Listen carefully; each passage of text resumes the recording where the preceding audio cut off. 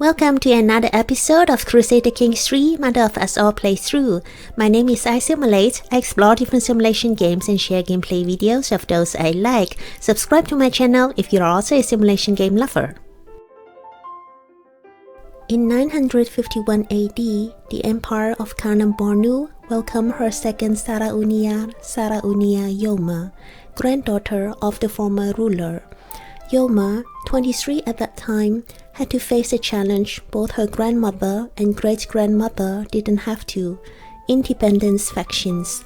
Unlike Ina, Youma didn't have any diplomacy lifestyle perk unlocked yet. All she could do was to give her powerful vassals seats in the council as far as possible and send gifts or sway the other vassals in the factions. And on top of that, while the war an ally called her empire into was yet to finish, another war was declared against her. Fortunately, Youma had the blessing of luck. The opponent's leader was captured in the first battle, allowing the war to quickly come to an end. Right after that, the independence faction, with a similar troop size, sent the ultimatum: Youma would not back down without a fight. When her troops were marching towards the faction's war targets, Youma summoned the power of gold. She hired mercenaries, increasing her total military strength. Luck's blessing didn't leave Youma. One of the vassals in the faction died shortly after. This gave Youma's troops time to replenish their supplies before they moved to siege another vassal's capital. After winning the siege, Youma offered white peace, not wanting to have her empire dwell on internal fights. The first diplomacy lifestyle perk Youma unlocked was Befriend. She wanted her realm to stay united and focus on expanding the Kanem-Bornu Empire. The responsibilities of a Sarauniyar Sarauniya certainly were heavy. After battling through the tough events, the fallacies of Youma's body were growing too noticeable. She decided to diet in order to gain weight. Even though that would bring her more stress, she needed a strong body to keep up with her ruler task. Youma's capable spy master discovered a scheme at court. Someone was plotting against her. Later on, it was revealed that the schemer was Sarauniyar Tekaya, Youma's cousin and friend. To stabilize her realm, Youma had been diligently befriending her powerful vassals. Tekaya was among the first to become her friend. Schemed against by her longtime friend, Youma was at a loss for words. But it seemed Bori took matters into his own hands. 1 year later, in 969 AD, Tekaya died in childbirth. Youma gained 40 stress points. This tragic incident reminded her of another tragic incident, opening up old wounds. Youma didn't stay on the throne for long. She drank herself to death, trying to forget about life's burden and bitterness. In 985 AD, her daughter Lorane ascended to the throne. Inheriting a lot of gold her mother Youma collected for the Daura dynasty, Lorane was able to raise her vassals' opinions by sending gifts. Like the dynasty's former rulers, she picked the diplomacy lifestyle. Holding the realm together through excellent diplomacy skill was the belief of Daura dynasty. Soon, Lorane had to fight an independence faction, led by the daughter of Tekaya, the fiend who schemed against her mother. The faction had more troops than Lorane. She called on Ghana, Daura dynasty's longtime ally, and hired mercenaries that kept the scale in Lorane's favor. She successfully sieged her opponent's capital and captured Sarauniyar Daurama's daughter, Daurama. How dare they name themselves after Lorane's great-great-grandmother? That spelled their ill intentions loud and clear. Her troops then engaged the enemy armies head-on and triumphed. Unlike her mother, Lorane didn't offer white peace. She continued to siege her opponent's lands, captured another valuable hostage, and in the end enforced her demands. Factions had to be crushed. so that others learned to respect their Sarauniyar Sarauniya.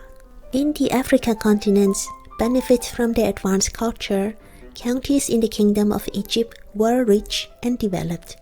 In 997 AD, Lorane declared war to invade the kingdom. When her troops were sieging Giza, the enemy's holy order and allies arrived. It was a tough battle, but Lorane's armies managed to score a victory. The Egyptians put up another fight when Lorane was sieging their capital, Cairo. She had to appoint her best commanders to secure this victory. They even captured their opponent's heir. That's how Lorane took the kingdom of Egypt and achieved another milestone for the Kanem-Bornu Empire. However, it's not over yet. After claiming a large piece of land, Lorane had to deal with the many new vassals who wasn't following the Bahri faith. A few years later, the Egyptian Ash'ari populace started a war. A lot of vassals sharing the Ash'ari faith joined, making the faction's troop size comparable to that of Lorane's. To counter, she focused all her military power to fight the opponent troop that was sieging Al-Bu'era, and then she quickly sent her troops to siege Cairo, the opponent's capital. After winning the siege, she saw the enemy armies gather to siege Sulam. Lorane let her troops replenish their supplies before commanding them to press forward, earning another victory and reclaiming the county soon after. Her opponent again split their armies to siege 3 counties in parallel. Lorane kept her troops together and easily won another battle. The enemy troops did manage to occupy Cairo and then Sulam, but it didn't take long for Lorane to regain control over these 2 counties. The war score reached 100%. Lorane enforced her demands.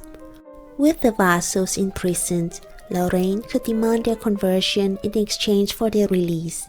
Though 2 of them refused to convert, they no longer posed any threat. In 1004 AD, Lorane concluded it was time for Kanem-Bornu to embrace feudalism if they were to continue to prosper. Getting out of tribal was a critical step that should be done when the counties approached development level 20.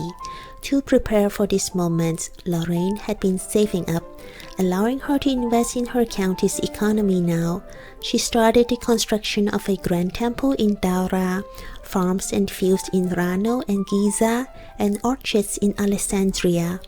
All these would help increase her monthly income, which would be crucial going forward. Lorane's next step was to move her realm capital from Daura to Giza, where the pyramids were located. They provide 5% more monthly renown and reduce the short reign duration by 20%. With her capital in an Egyptian county, Lorane could now convert to local culture and enjoy the early medieval fascinations the Egyptians had already discovered. Originally, Lorane planned to pass the Daura dynasty baton to her daughter Mariam. The moment she witnessed Mariam commit murder, she was more than disappointed. She was angry, shocked, heartbroken. Knowing how big a damage this crime had on one's general opinion, Lorane decided to disinherit Mariam. It was a pity, since Mariam, educated by Lorane herself, was an excellent diplomat. Lorane's another daughter Youma became the new heir.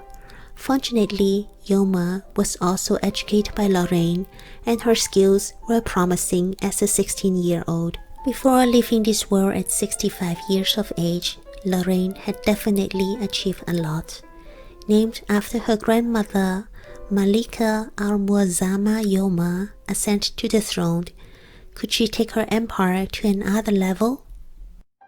Okay, I hope you enjoyed this video as well as the game. Stay tuned and enjoy Crusader Kings 3. See you next time. Take care.